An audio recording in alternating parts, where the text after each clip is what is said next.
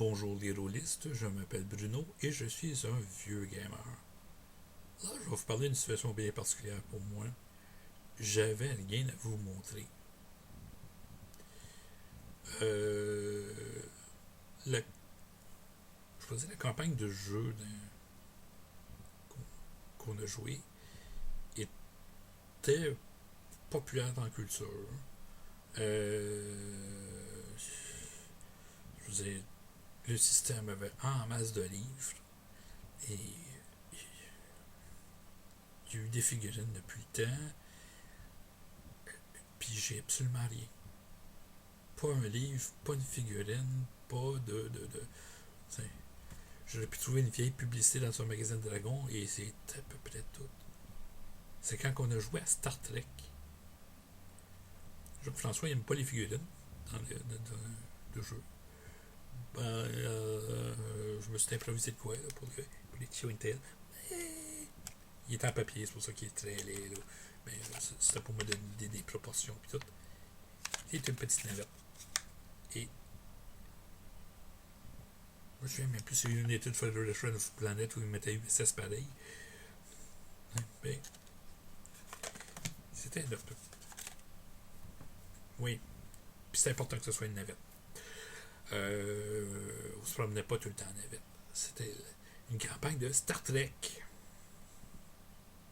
J'ai rien de Star Trek. J'ai des affaires de Star Wars qui n'ont pas rapport du gaming. Là. Mais Star Trek,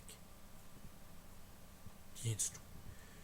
Pas une mini-entreprise, pas de. Rien du tout.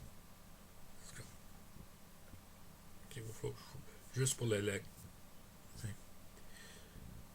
faire comme j'ai une petite affaire. Non, j'ai rien, j'ai pas une porte-clés, j'ai rien du tout. Euh, pas un roman, pas une. Je me suis un petit peu bizarre de cette affaire en papier. Mais. Ouais. On n'a pas joué longtemps, on a fait une game, mais c'est parce que ça a viré spécial. Je crois qu'on a fait une game. J'espère qu'on a joué un petit peu plus. Mais celle-là, ça m'a fait rouviner. François, pour nous faire nos personnages un joueur à la fois, parce que le système est assez complexe, nous a fait on l'a rencontré individuellement. Et dans l'ordre qu'on allait le rencontrer, c'est le rang qu'on allait avoir. Capitaine, ça allait être un NPC joué par François. Premier officier, après ça, officier scientifique, médecin, chef ingénieur après. Ok. J'étais le deuxième, c'est que j'ai fait officier scientifique. J'adorais Spock, ça tombe-tu bien? On n'allait pas jouer dans l'entreprise, on allait jouer dans un vaisseau de la classe Constellation, je ne me trompe pas, le LOX. Je ne sais pas s'il existait pour le vrai, je ne sais pas si c'est François qui a tiré le nom de chapeau. C'est Sébastien qui jouait le premier officier. On part en mission, le capitaine reste sur le vaisseau, sachant. Un enseigne, chemise rouge comme pilote de la navette, et on le laisse dans la navette. On connaissait déjà ce qui arrivait aux chemises rouges s'il débarquait sa planète.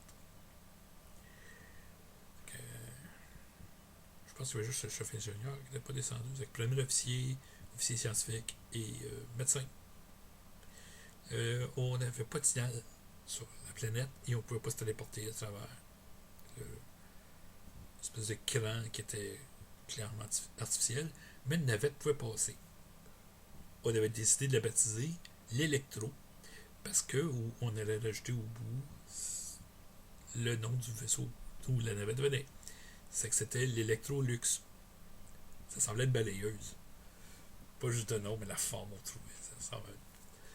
Que, les vieilles balayeuses. À cette heure, ça ressemble tout à des connes de science-fiction, mais dans le temps, ça semblait à des boîtes. On descend. Je me souviens plus exactement ce qui est arrivé, mais notre médecin a été blessé. Sérieusement. C'est le médecin. Aucune des personnes sur la planète est capable de soigner plus que hein, des petits premiers soins. Mais ça ne prend pas plus sérieux. Là. Fait qu'on évacue. On se précipite vers la navette. On rentre par l'espèce de porte de garage de débarquement à l'arrière. Puis le premier officier dit au pauvre petit enseigne qui a une petite chemise rouge au poste de pilotage. Il donne un ordre, un seul mot. Warp! Une distorsion.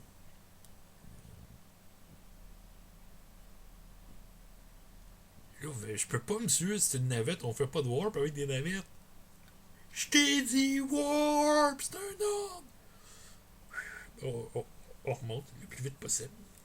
Dans le fond, il voulait juste dire clenche. Mais il a ordonné warp.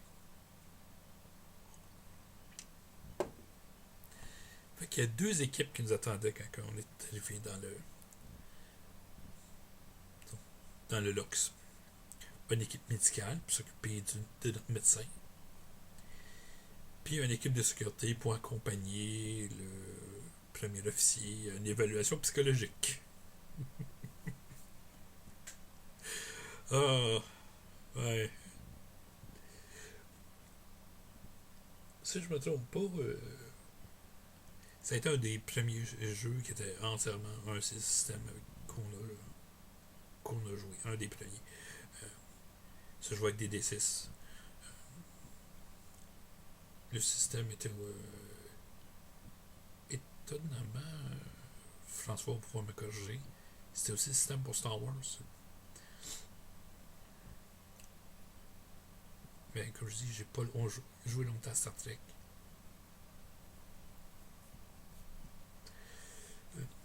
Peut-être que dans le il allait avoir trop de changements dans le commande. Est-ce que c'était quoi les conséquences qui allaient arriver au premier officier? Il a-tu être remplacé? On allait-tu tout monter en grade? Est-ce qu'on pouvait monter en grade? Hein? Ou le joueur laisse faire un nouveau premier officier qui allait être signé? Je sais pas. Je sais pas pourquoi. Hein? Mais ça a dérapé bien raide. Notre mission a été catastrophique.